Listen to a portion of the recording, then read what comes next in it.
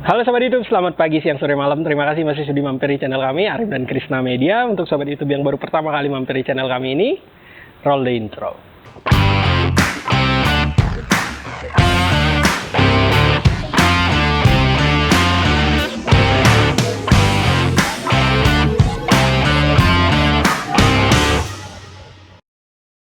Jika Sobat YouTube tertarik dengan konten-konten seperti di intro tadi, silahkan subscribe ke channel kami ini. Semoga kedepannya kami bisa memberikan video-video yang bermanfaat buat Sobat YouTube sekalian. Untuk yang sudah subscribe, kami ucapkan terima kasih banyak atas segala dukungannya. Di video kali ini, saya akan membayar hutang saya mengenai kekurangan dari DJI Mini 3 Pro ya.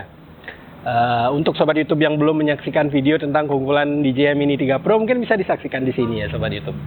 Kekurangan pertama dari DJI Mini 3 Pro ini menurut saya adalah, ya kita harus fair ya, kita harus fair membandingkan satu drone dengan drone yang lain ya. Kebetulan di pasaran yang tersedia sekarang yang benar-benar compete atau berkompetisi dengan DJI Mini 3 Pro ini adalah Autel Nano Plus ya. Autel sendiri sudah menyajikan satu fitur yaitu dengan 3 band ya, 3 gelombang. Sedangkan di DJI sendiri di Mini 3 Pro ini masih dual band Sobat YouTube ya. Autel bisa menyajikan video feedback hingga 2,7K, sedangkan DJI masih stuck di 1080p. Itu merupakan satu hal yang mungkin bisa menjadi satu pertimbangan buat Sobat YouTube yang ingin memiliki konektivitas drone maupun video feedback yang begitu mumpuni ya. Untuk saat ini saya harus sampaikan DJI Mini 3 Pro ini masih kalah dari Autel. Oke, kekurangan kedua adalah perlu saya informasikan bahwa DJI Mini 3 Pro ini tidak memiliki fan ya Sobat YouTube. Jadi untuk Sobat YouTube yang baru pertama kali membelinya pasti akan merasakan kita update firmware begitu lama karena filenya begitu besar. Fan itu sangat membantu mendinginkan drone ini. Jadi ya kita tahulah kecepatan internet di negara kita ya kadang cepat kadang lambat ya, enggak seperti negara-negara Eropa, Korea maupun negara Amerika ya. Jadi ada kemungkinan drone ini mengalami shutdown sendiri ya karena kepanasan saat kita update firmware. Itu agak sedikit mengganggu. Sobat YouTube bisa mengakalinya dengan menaruh drone ini di depan kipas angin ya, setidaknya ada airflow yang bisa mendinginkannya.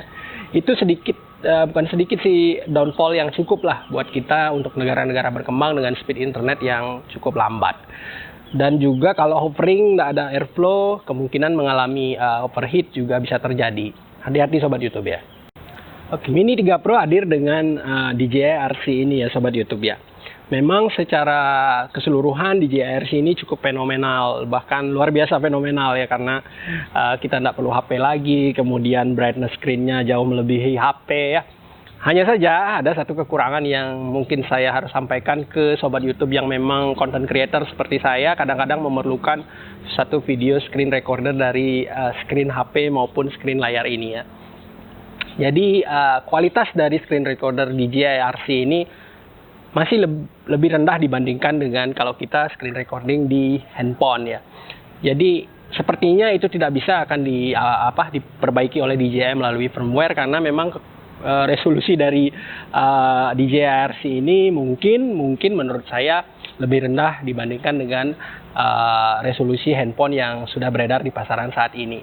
Jika Sobat YouTube concern dengan hal tersebut, mungkin bisa membeli DJI RC-N1 atau paket dengan DJI RC-N1 yang bisa melakukan screen recording di handphone Sobat YouTube sekalian. Kekurangan berikutnya dari DJI Mini 3 Pro ini adalah fitur active trackingnya sendiri. Fitur active tracking atau follow focus atau active track tidak bisa kita manfaatkan di frame rate yang tinggi seperti di 60 fps ke atas ya Sobat YouTube. Jika Sobat YouTube sangat concern dengan situasi tersebut, jadi Sobat YouTube ingin menggunakan fitur active tracking di high frame rate, di DJI Mini 3 Pro tidak bisa digunakan. Memang dari sisi atau dari drone-drone DJI sebelumnya seperti Mavic Air 2, kemudian Mavic Air 2S, fitur tersebut juga tidak bisa kita gunakan di frame rate yang tinggi atau frame rate di atas 50 fps ya, 50 ke atas itu tidak bisa kita gunakan fitur active tracking. Oke, kekurangan berikutnya adalah ini sifatnya subjektif ya Sobat YouTube sekalian ya. Karena pada satu titik saya menyarankan beberapa teman untuk mengambil atau membeli DJI Mini 3 Pro ini ada satu hal yang mengganjal buat mereka, yaitu desainnya. Ya memang kita tahu DJI merilis produk dengan desain-desain yang cenderung futuristik ya. Untuk DJI Mini 3 Pro ini menurut saya kesannya lebih retro ya, bukan futuristik ya, karena ada dua sensor yang bulat-bulat di depan ini memberikan kesan yang agak retro sedikit, dan secara build quality juga agak ringkih kelihatan ya. Ada beberapa teman yang saya sarankan untuk mengambil DJI Mini 3 Pro ini, mereka mengeluhkan mengenai desainnya sendiri. Karena ya wajar ya, sebelumnya DJI mengeluarkan Mavic. Mohon maaf sebelumnya kita syuting di dekat jalan raya.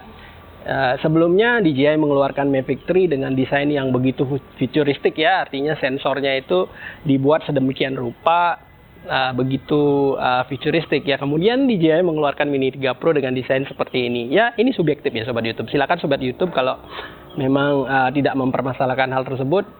Drone ini masih drone yang cukup bagus. Oke, kekurangan berikutnya adalah kekurangan yang tidak saya alami sendiri ya, tapi di banyak sekali channel YouTube, banyak sekali Sobat YouTube yang mengeluhkan bahwa lensa DJI Mini 3 Pro ini gampang sekali ngembun ya Sobat YouTube ya. Saya sendiri jarang sekali menerbangkan drone di satu ketinggian atau di cuaca yang agak dingin. Jadi kemungkinan Sobat YouTube yang mengalaminya adalah sering menerbangkan drone ini di tempat ketinggian atau yang suhunya agak dingin. Oke, kekurangan terakhir dari drone ini adalah menurut saya sangat krusial ya Sobat YouTube sekalian. Untuk mendapatkan performa maksimal dari drone ini, entah itu flight time-nya, flight time hingga 48 menit di atas kertas atau 35 menit ya kalau kita menggunakan baterai plusnya yang bisa bertahan hingga di atas kertas 48 menit. Hanya saja drone ini jadi di atas 250 gram. Jadi untuk Sobat YouTube yang concern tentang hal tersebut, bukan berarti tidak ada jalan keluar ya. Saya sarankan Sobat YouTube membeli paket Fly More Combo yang non plus ya. Harganya jauh lebih murah, hampir 1 jutaan lebih murahnya. Dan Sobat YouTube tetap mendapatkan satu drone di bawah 250 gram. Oke Sobat YouTube, kira-kira demikian ya kekurangan yang bisa saya sampaikan dari DJI Mini 3 Pro ini. Tentu saja banyak hal-hal mungkin yang tidak saya sampaikan atau tidak tersampaikan ya. Jadi ini adalah sharing saya setelah hampir 3 bulan ya dengan DJI Mini 3 Pro ini. Ada beberapa hal yang mungkin layak saya share ke Sobat YouTube sekalian. Oke Sobat YouTube, jika ada hal-hal yang ingin disampaikan silahkan komen di kolom komentar. Semoga video ini bermanfaat buat Sobat YouTube sekalian. Sampai jumpa di video berikutnya dan tetap semangat berkarya.